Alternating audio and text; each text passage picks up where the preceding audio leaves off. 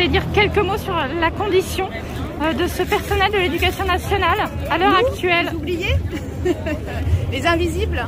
Je suis à ESH dans le Val-de-Marne, donc je m'occupe d'accompagner les enfants handicapés en classe ordinaire à Choisy-le-Roi. Et nous sommes en grève illimitée depuis lundi 10, puisque on veut nous obliger à travailler une heure de plus pour toujours notre salaire de l'Isère de 738 € par mois, pour 21 heures, alors qu'on devrait avoir des contrats de 24 heures. Donc on touche 160 € de plus que le RSA.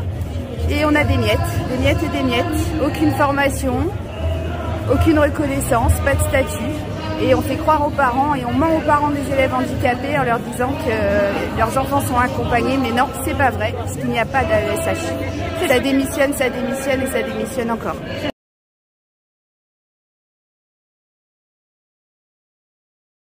Eh bien, sur les textes, ça consiste à aider les enfants, à les accompagner au long de leur journée. Donc il y a des enfants qui sont handicapés physiques, donc les transporter, les véhiculer du point A au point B, prendre les ascenseurs. En classe, il y en a qui ne peuvent pas écrire, donc on écrit à leur place. Ils ont des troubles autistiques, ils ont des troubles 10, dysphasie, dyslexie, enfin il y a beaucoup de 10. Hein. Et nous on doit faire ça, normalement on doit les accompagner. Mais depuis 2 ans on les accompagne plus. On fait, voilà, on fait appliquer le protocole, on fait la police au portail, on contrôle les passes sanitaires, on appelle les parents, on renvoie les enfants, on les sépare parce qu'il ne faut pas les mélanger. Et voilà, on ne fait pas notre travail. Et concrètement, en plus de ne pas pouvoir faire votre travail au jour de ces nouvelles mesures sanitaires, vous n'avez pas, c'est ce que vous expliquez, les formations adéquates justement face à ces maladies? Aucune. Moi j'ai été embauchée en 2018, j'aurais dû avoir une formation de 60 heures obligatoire d'adaptation à l'emploi. J'aurais dû l'avoir dans les 3 mois. Et 5 ans après, je l'ai toujours pas. 5 ans après, voilà. Et je me forme toute seule. Et j'ai pas d'entretien individuel. On ne nous dit pas ce dont souffrent les élèves qu'on accompagne, donc on doit le découvrir nous-mêmes. On n'a pas le droit de parler aux parents. Voilà. Ah oui, non mais... Et c'est un super métier. Vous ne pouvez pas parler aux parents, non. Vous ne pouvez pas connaître l'enfant en amont. Par contre, vous devez vous adapter à toutes les situations de crise notamment, parce qu'on peut imaginer qu'à des moments, des enfants, en fonction de leur maladie, puissent avoir une situation de crise, une situation d'extrême violence, par exemple, ce qui arrive dans certaines maladies. Et vous devez faire avec, sans avoir eu de formation préalable? Non, du tout, aucune. Moi, j'ai accompagné un élève autiste de la grande section jusqu'au CE2. Le 2e jour, il se jetait contre un mur. Le 3e, il me mordait. Le 5e, il me tapait. Le 8e, il me crachait dessus. Et puis j'ai compris que j'étais la numéro 7 et qu'il n'avait pas envie de moi, quoi. Et aujourd'hui, il va super bien et je le vois tous les 15 jours en dehors de l'école parce qu'il n'est plus dans l'école où je travaille. Voilà, j'ai créé un lien avec lui et contre malgré tout ce qu'on m'interdit de faire. Mais sans lien, on ne peut pas les aider.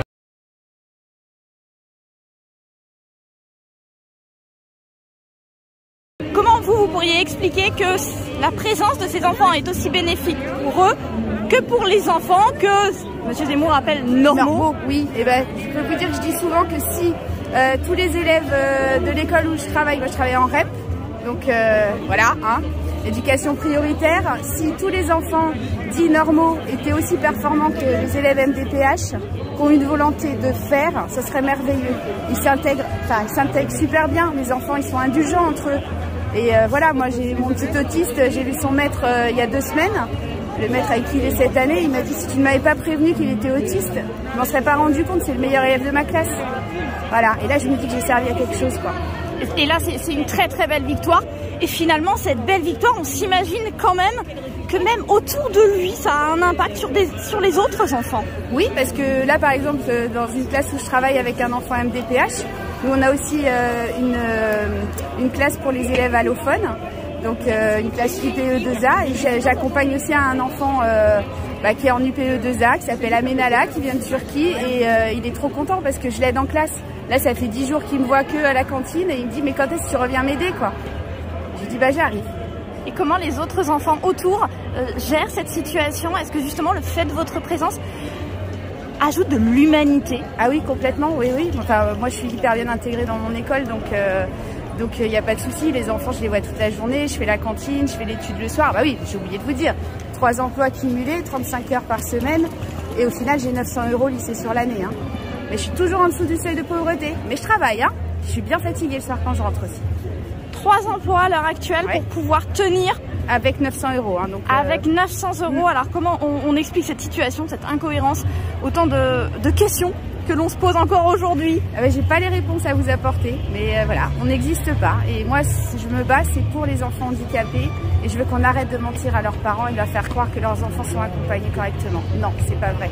En tout cas, le système ne vous donne pas les moyens de le faire, même si vous faites votre maximum pour pouvoir les aider, bien au-delà d'ailleurs de vos possibilités. Ah oui, des fois le week-end, le mercredi, je prépare des trucs pour travailler avec eux, pour leur rendre ludique un travail qu'ils n'arrivent pas à faire. Oui, mais c'est pas grave, je le fais pour eux.